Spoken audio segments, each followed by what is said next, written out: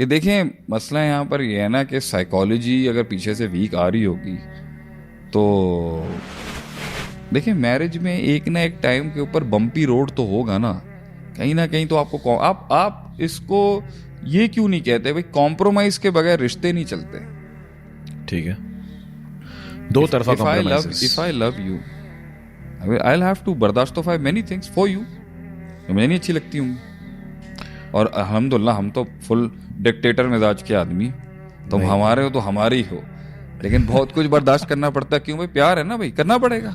सही। तो 4 चीजें तुम्हारे साथ आएंगी पैकेज के अंदर, भाई करेंगे ना बर्दाश्त भाई, क्योंकि हम ऑर्गेनाइजेशन और सिस्टम और सल्तनतें चलाने वाले लोगों की सोच ये होती है भैया हर चीज नहीं हो सकती सही, हर चीज सही होने के लिए बहुत कुछ खराब होता है कुछ सही होने के लिए। सही। तो पैकेज का पार्ट होगा भैया, कॉम्प्रोमाइज के बगैर आप ये घर कैसे चलाएंगे।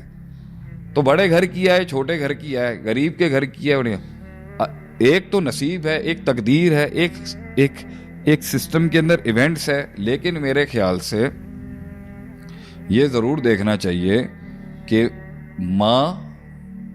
माँ क्या चीज है उसकी, और लड़की के हवाले से देखना, माँ देखे ना भैया, mother, check the mother and see the family. और किस तरह चलाया भाई, एक माँ है, उसने सिस्टम चलाया है, उसने खानदान निपटाए हैं, उसने मुंह दिए हैं लोगों को, ऑब्वियसली वो चीज इनकलकेट हुई होगी। और लड़के का चेक लेना है ना, तो सबसे पहला काम क्या करें, रैकी करवाएं, बैठता उठता गए, घर का माहौल बदा करवाएं, उसी माहौल का प्रोडक्ट होगा वो। और हो सकता है एक बहुत झगड़े वाले घर का बेटा अपनी बीवी पे हाथ ना उठाए क्योंकि बाप उठाता था, और हो सकता है कि एक बहुत झगड़े वाले घर का बेटा उसी लेगेसी को कंटिन्यू करे कि हमारे ताऊ दादा जो थे ना, वो भी मारते थे, हमारे बाप ने भी मारा है, हम भी हाथ उठाएंगे। ठीक है, ये भी आ सकता है। तो it's a game of luck as well. लेकिन फिर वो भी तो रिवायत होगी ना, अत्तय्यिबूना लित्तय्यिबात। सही है, तैयब लोगों को तैयबात औरतें मिलती हैं। लेकिन पॉइंट ये कि ग्राउंड स्ट्रैटेजी, ग्राउंड रूल्स भी देखे जाते हैं। तो अगर आपने यहाँ पे माहौल की बात की माशाल्लाह से, और हदीस में भी आता है कि फस्फुर बिज़ात दीन, के दीन को तुम प्रायोरिटी दो, माहौल उसका असर होगा ना उसके ऊपर। उसने अपनी माँ को लड़ते हुए शेख साहब, बात ये है, दीन एक पर्सपेक्टिव है, हम दीन को कहते यार हैं। मैंने बहुत से मसले देखे हैं कि अक्सर लड़कियों ने डिवोर्स इसलिए ली क्योंकि माँ की बीवी थी। एक इम्पैक्ट है, क्योंकि जब माँ नहीं चला सकी ना, जब उसने क्विट कॉल कर, हो सकता है माँ एक सक्सेस स्टोरी हो, माँ एक सक्सेस स्टोरी हो, सब्जेक्टिवली हो सकती है, इसलिए उन कॉन्फिडेंस मिल गया उनको कि भाई अगर माँ बर्दाश्त करती तो हमारे साथ क्या होता, माँ ने डिसीजन लिया तो हम बच गए। चलो इस पर थोड़ा सा हिट मारते हैं। एक आदमी है, हम तो वैसे भी बदनामे जमाना रहे हैं भाई, किसी से भी नहीं बनती इनकी। ये सीवी में और रिज्यूमे में अच्छी चीजें हैं, बुरी चीजें भाई, किसी से भी नहीं बनती इनकी। तो हर किसी से ही तलाक लेते रहोगे तो रिज्यूमे में क्या लिखेगा, पहली चीज माइंड में क्या आएगी। अभी होने लगी है ना हमारे एक सर्कल के अंदर, हम किसी को भी देख रहे हैं, भाई किससे शादी कर रहे हो, भाई वो डिवोर्सी है। अच्छा डिवोर्स का मतलब चली नहीं, यही आएगा ना माइंड में, चली नहीं। आप जो भी कहें उसमें जुल्म होगा, ज्यादा नहीं चली, माइंड में क्या आएगा। साहबा ने तो इस तरह नहीं देखा। I am talking about practicality, I am not talking about right and wrong. मैं सही और गलत को नहीं सही कर रहा, मैं प्रैक्टिकलिटी की बात कर रहा हूं कि मुझे सोल्यूशन एक सोसाइटी को सामने रख के देना है। वो लोग जो सोसाइटी को सामने रखे बगैर अपना इनकलाब ले आते हैं ना भाजन, इनका फसाद ज्यादा है। Practically the toll is what, the toll is, जो बोझ है माइंड में क्या है, नहीं बनाई होगी ना, नहीं बन सकी, क्या ये माइंड में लोगों के पहले जाएगा। हो सकता है बहुत जुल्म ज्यादती हुई उसके साथ, नहीं होगा इस तरीके। We have to make sure the image, जिंदगी है ना, लंबी जिंदगी है ना, ये वो वाहिद जगह है जहां पे विक्टिम को ही हम ब्लेम करना शुरू कर देते हैं। आपकी सोसाइटी डिवोर्स वाला वो वाहिद मैटर है, डिवोर्स नहीं है, हर जगह पर विक्टिम को ही लोग कहते हैं। तुम ही सबर कर लेते, हमें कितना समझाया लोगों ने अपनी, तुम ही सर झुका लेते भैया, तुम ही झुक जाते, तुम ही सुन लेते, तुम ही मान लेते। तो शेख साहब आपको भी तो किसी ने बोला था ना, कोई तो बात होगी सभी छोड़ के चले जाते हैं। हाँ डेफिनेटली।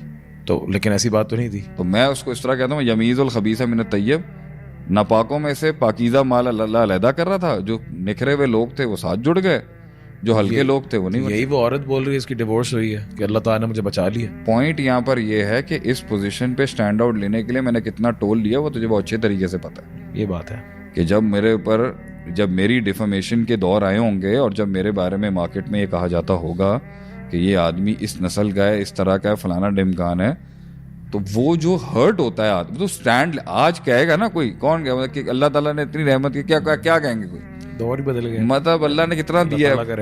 मतलब अगर कोई 7-8 लोग किसी कोने में बैठ के अगर एक कॉन्स्पिरेसी प्लान भी कर रहे होंगे मेरे लिए, तो क्या क्या क्या हिसाब, कोई फर्क नहीं पड़ता अब कुछ नहीं। तो अल्लाह ने वहां तक इज़ा जा नस्रुल्लाहि वल फतह वरायत अन्नास यदखुलूना फी दीनिल्लाहि अफ़वाजा के फौजों की फौजें आपके काफिले में दाखिल होंगी, तो अल्लाह ने तो गनी कर दिया ना आज। तो अब भी अगर वो वही काम कर रहा था वो बेवकूफ़ है, अब उसे कुछ और सोचना चाहिए।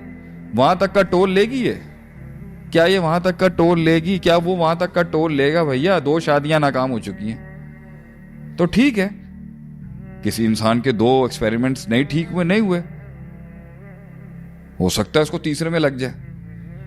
Will you take the toll? तो मैं जब भी किसी को सोल्यूशन देता हूं ना, मैं इससे हमेशा पूछता हूं मस्ततातुम के तहत, ठीक है, पैकेज का टोल ले सकते हो तो रास्ता ले लो, तो अनप्लग कर लो। अगर पैकेज का, क्योंकि देखिए प्रैक्टिकल बात करें, ये जुमला भी बहुत कहा जाता है भाई, शौहर के घर की मार खा लो, मैके के घर के ताने खाने से अच्छा है। सब्जेक्टिव है, ये भी टैबू है। लोग कहते हैं भाई वापस जाके बैठोगे बोझ ही होगा, और ये बात मैं इस बात को जरूर कहता हूँ, ये मैं एडवाइस है सबको, मैं मार खाने की बात नहीं करता, लेकिन अब आपके भाई जो है ना, उनकी भाभी, आपकी भाभियां आ चुकी हैं, उनके बच्चे आ चुके हैं, आप उनकी प्रायोरिटी नंबर 1 नहीं हो सकते कभी भी। हस्बैंड की आप जैसे भी हो ना, प्रायोरिटी नंबर 1 जरूर हो। 1 2 3 4 में से होंगी प्रायोरिटी नंबर 1 हो गए, वो आपका जब भी करेगा, चाहे कम करता होगा, जब भी करता होगा ना, प्रायोरिटी समझ के करता हो। भाइयों की आप प्रायोरिटी नहीं होती, बहनें भाइयों की प्रायोरिटी नहीं रहती। ये प्रैक्टिकल बातें, इस पे मुझे आइडियलिज्म और किताबी ज्ञान ना दी तू, मैं तुझे बता रहा हूं, वो घर में जाएगी ना, वो प्रायोरिटी नहीं रहेगी, वो बैगेज होगी उनके लिए, उसे पूरा करना पड़ेगा। वो अपनी औलाद उसकी प्रायोरिटी है, और उसकी जो है वो उसकी क्या कहते हैं, उसकी बीवी प्रायोरिटी है। बहन कहाँ से प्रायोरिटी होगी आपके माशरे में? अब अगर आप मुझे कहेंगे ना भाई सहाबा के दौर, मैं आपसे आइडियलिज्म की बात नहीं करूंगा, मैं प्रैक्टिकल बात करूंगा, मैं माशरे में रहने वाला आदमी। सो मेरी एडवाइस, प्रैक्टिकल बात करते हैं एक मेरी उसको, हाँ आए आपने जितना इस पे देना है मुझे, वो तो आपकी हंसी बता रही है। इस पे मेरी एडवाइस उसको ये है कि रादर देन वहां आके जलील होने से अच्छा, भाई आपको दुनिया है ही खैर और शर का मुआवजा करने का, पैकेजेस और डील करना, आइडियलिज्म नहीं हो सकता। मैं वहां जाऊंगा तो सही हो जाएगा, मैं यहां जाऊंगा तो ये नहीं होगा, टोल वहां भी है, टोल वहां भी है, तो रोना बंद करें। मैं इसलिए लोगों का सबसे पहले स्ट्रेस कम करता हूं, भाई life is about packages and the package is never 100%। It comes with a deal of 60% good, 40% evil, 70% good, 30% evil, यही चलता रहेगा। तो वहां पर अगर एक चीज की इनकन्वीनियंस है तो 20 चीजों की कन्वीनियंस भी है, और अगर यहां पर 5 चीजों की कन्वीनियंस है तो 7 चीजों की इनकन्वीनियंस भी होगी। अगर आप टोल ले सकते हो तो फिर हम आपको, मैं हमेशा पूछता हूं भाई टोल ले सकते हो आप, कि किसी जगह पे आप फर्स्ट प्रायोरिटी नहीं हो, आपको पहली दफा नहीं चाय का कप पूछा जाएगा, आपको तीसरी बार में पूछा जाएगा, आप बर्दाश्त कर सकते हो, आप चले जाओ। फिर वहां सेल्फ एस्टीम की बातें नहीं करना आप, ठीक है। सेल्फ एस्टीम की बातें वो करेगा जिसको ये पता है कि मेरी स्टीम्ड, मेरे फ्यूचर इन्वेस्टमेंट के लिहाज से यहां ज्यादा प्रोटेक्टेड है। खामंद के साथ सेल्फ एस्टीम ज्यादा प्रोटेक्टेड है, अगरचे शुरू के अंदर वो इमेच्योर, एबनॉर्मलिटीज का भी शिकार होना, लॉन्गर रन में देयर इज अ चांस कि वो इसको अपना ऊंट बिठा देगा इसके हक के।